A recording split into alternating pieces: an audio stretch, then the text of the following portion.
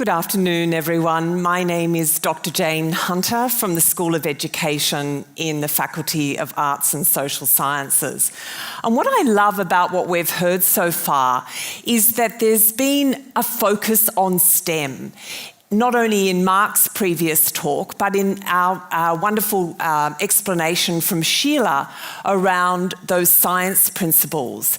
So I'm going to offer you a solution this afternoon to a bit of a dilemma.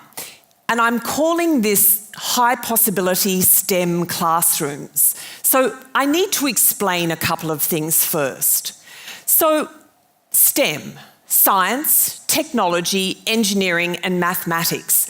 Now, I'm absolutely certain you've heard that word, but there's also STREAM, there's STEAM, there's eSTEM, iSTEM, DigiSTEM, and did you know there was even METS? Yes, now it's a baseball team, absolutely it is, but in fact it was the original STEM acronym.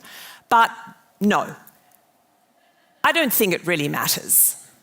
In fact, these terms are so ubiquitous, we actually need to get on with really understanding how STEM can be taught really well and how it can be taught really well in primary schools.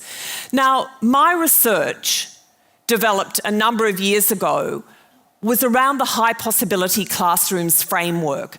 And I was particularly interested in how we could actually use that framework to build teacher capacity and confidence. Because unless we have a process by young people are switched on to the STEM disciplines very early, then it's all really a bit of a waste of time. So building teacher capacity is absolutely central to that. So one powerful way we can do that is through the high possibility classrooms framework.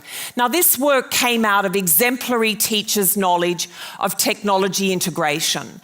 And so what I've been able to do with that work is to see how those 5 conceptions, theory, creativity, public learning, life preparation, and contextual accommodations can build teachers' strategies and processes in classrooms.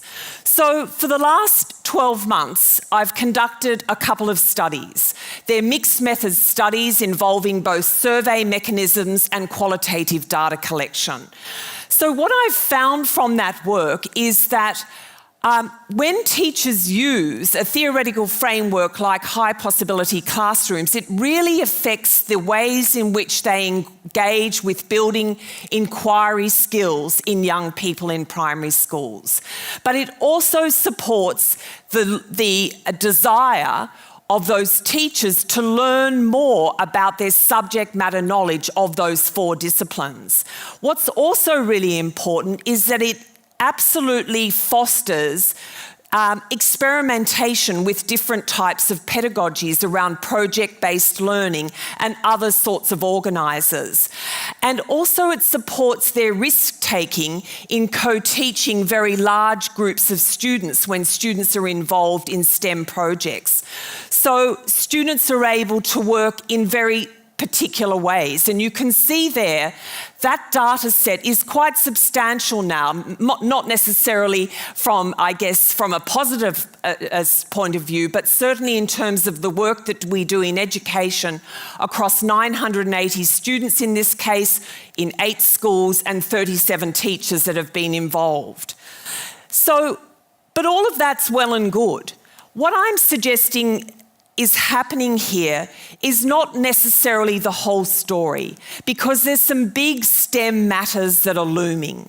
Now, those big STEM matters, and these haven't necessarily been addressed in terms of resource allocation, and certainly Turnbull's innovation statement, are things like the resources and hardware that exist in many of our schools, particularly in those low SES schools, are absolutely old and need to be renewed.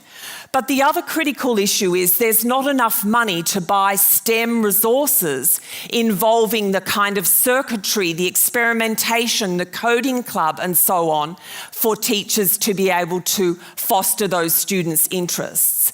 There needs to be much more teacher professional learning, and in classrooms and in primary schools where students have low literacy and numeracy levels, this is also forcing a very different way and a problematic way of which teachers can address the issue of the STEM disciplines. And finally, the physical environments in many of our primary schools are wanting. There's no storage space for large projects, the classrooms are very small, and those spaces need to be redesigned. So I'm suggesting to you that unless we address these big STEM matters, little STEM is not going to be solved. Thank you so much.